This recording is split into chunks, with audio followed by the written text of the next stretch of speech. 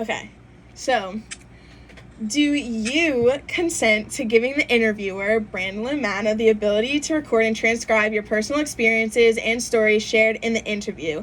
At any point leading up to the time right before the interview has been submitted or posted to the public, or any time after, understand that you are allowed to restrict any information that was shared in the interview from being exposed to any person not involved while it was recorded. Do you also give consent for the interviewer to use a photo of you to be submitted and posted along with the interview? If at any point in time you decide that you're uncomfortable with your photos or experiences being shared during the interview, understand that you have the right to stop the interview if you feel the need to do so. By agreeing to this statement, you give your consent for any information shared during the interview to be submitted or posted unless you say otherwise. Understand that I will respect your privacy and decisions if you decide to restrict any information from being used before or after it is submitted or posted to the public. So, do you agree to that? I agree. All right. Lovely. So, okay. So now we can start with the interview questions. Are these them? Oh, okay. So, first one. Overall, how would you describe your experience when you were in school? Meaning college? Anytime. Like just like your overall experience, like being in school, educational. I would say my on a 1 through 10. Sure. However, like maybe like a couple phrases, like. It was my educational experience was almost always positive. I enjoyed going to school. It was never a chore for me. It's what I'd like to do. College was a little not as much fun because I was a commuter. So, okay. I think that took a lot away from the experience. Yeah, but work-wise, it was. In the end, my profession was an educator, so obviously that shows that I enjoyed school. Yeah. Okay. So, branching off from that, tell me about a time when you had a bad experience with an educational figure, like a teacher or whoever, throughout your schooling years.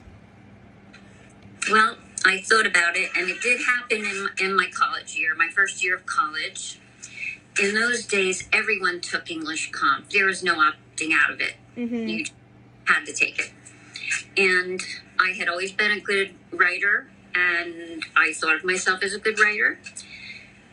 So I had this professor, Professor O'Day, and I submitted my first composition, and I get it back, and there's a C on it. Well, sorry, C, and there's no red markings all over it. Like, I can understand, like, okay, maybe my grammar was wrong, my punctuation, but none of that. No, just the letter. Nothing, just a C. So I went to him and I said, I'm just not understanding the C because I think that I write well and I don't deserve this grade. And he hadn't marked it up and said what I did or didn't do wrong. He goes, "Oh, no, Deborah, it's just your style. Your style is just off." And I'm like, well, what do you mean my style is off? Yeah, what does that even mean? Well, he really couldn't pinpoint it, but he gave me some examples of not other students' work, but maybe of his work that he thought was of an acceptable style. So I got the message, and I said I left his office, and I said, okay, this means I learned a big lesson that during that altercation, although it wasn't really an altercation. I learned that what the professor wants is what the professor gets. Mm-hmm. No matter I like it, it doesn't matter. So I learned to write in his style, and which made me cringe. But do I want to see for my own purposes, or do I want to, help my grade point average by just making this a small adjustment. So I chose the latter, but it sticks with me to this day that I had compromised my What grade did you get? I didn't get an A. What'd you get? I got a B plus probably. Okay. He couldn't give me an A after, he told me that my style stunk. Did you? So that was probably only for like one semester, right? Yeah. I assume. So after that, like you had, I assume you took other English classes after that. Uh-huh.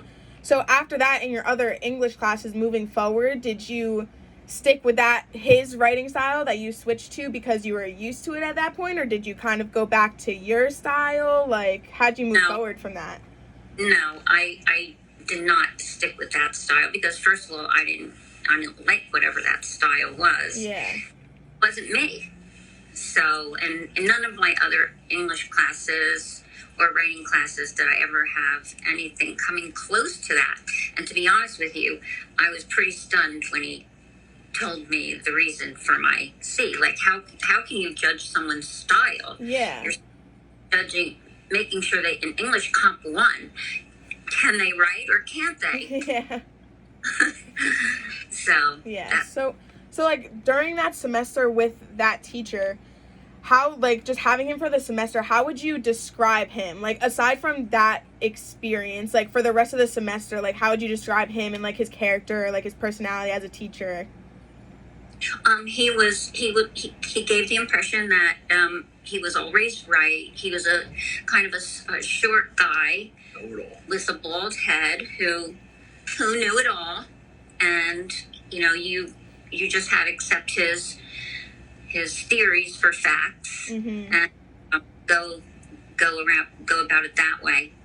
And there were times, as I said, that taught me a lesson because as I went further in college, you know how you get the syllabus, and if a professor wants something one particular way, or you can pick up on vibes from that particular professor, I always structured my planning and my studying around getting the most my grade by following the guidelines. That it wasn't a time to be a free-for-all, in other words. Yeah, so during college you kind of learned from that, like, got to kind of do what the teacher says and whatever, Yeah.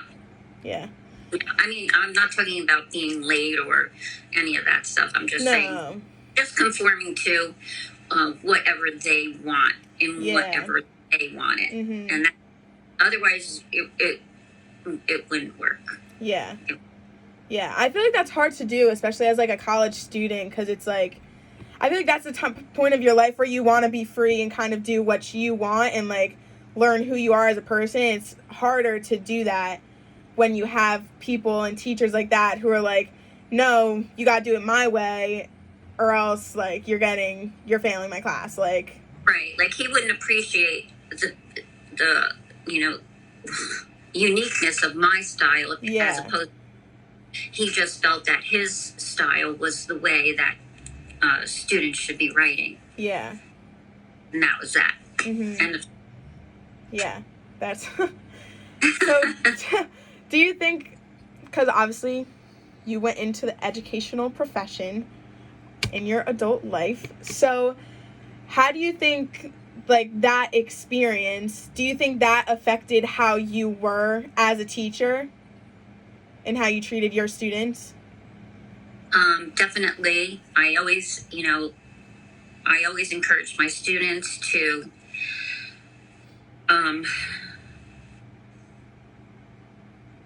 go for their own talk ideas. About your subject, the subject you taught alone. Chad, please stop interrupting. I'm sorry. I'm just a camera holder. It definitely, my experience there definitely influenced it. As much as when I started teaching gifted education, I was given more of a free rein in developing my own curriculum rather than opening a teacher's manual and following it page by page. I actually developed a writing program of sorts because, as you know, in Tom's River, writing was a big problem. I mean, even as a young teacher, I would ask my students to write a paragraph, and they could barely write 3 sentences. I would tell Mom all the time, the last time I learned how to write was, like, 5th grade. Like, after that, they, like, don't teach you how to write. They're just like, all right, write something and we're going to grade it. Like, Exactly. And so I took it upon myself to develop right from the beginning, starting how to write a sentence and how to change that sentence, because mostly in younger grades, children say, I went to the store, I bought some Cheerios, I brought them back home, and I had them for breakfast the next day. And the story is blah, there's no life to it, and they all start the sentences and everything the same way. So I tried to teach my students to add color, so I gave them options on how to color to their stories, using different phrasing and trying to use the 25-cent word instead of the penny word. Let's not always use big. Okay. Yeah. Put it in if you have to, but go back and change it. Yeah. Later on. But I was always excited when my students would take what I offered them and make it their own. And they'd come up with and astound me in so many ways that it was very fulfilling. Yeah. So you were, like, the gifted and talented. Is that, like, you would, like, grade those, whatever they had to hand in, like a regular teacher, right? Like, you still had, like, grades? There was no grading system. Oh, okay. The gifted. All you did was, it was a pull-out thing, which I'm sure you're aware of, but it was a pull-out thing, and they did have a report card, but the report card was not, numerical or alphabetical grades. It was more or less, you're being taken out of the classroom. Are you putting forth the effort for that time that you're out of the classroom? Yeah. Are you engaged in the learning? Are you, in other words, trying to point out whether or not you should even be there to begin with? Okay. All right. I didn't know if you had, like an experience like you did where, like, a kid ever came up to you asking about a grade and, like, something like that, but...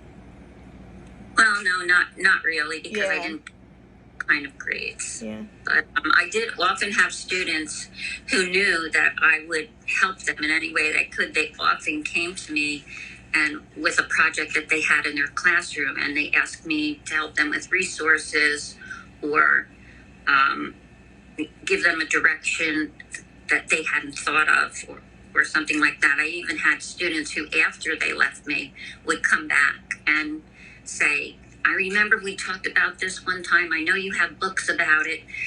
Can I borrow them? And I'm like, of course you can. Yeah. So it was good. Yeah, that's great. So that's kind of like all the question I have, but basically overall you kind of learned from that experience and what kind of teacher you wanted to be from that, from how... I definitely, it showed me that I needed to be more accepting of my students' differences and their capabilities, and just encourage them to go as far as they could go. Yeah. All right. That's awesome. What a great message. Thank you.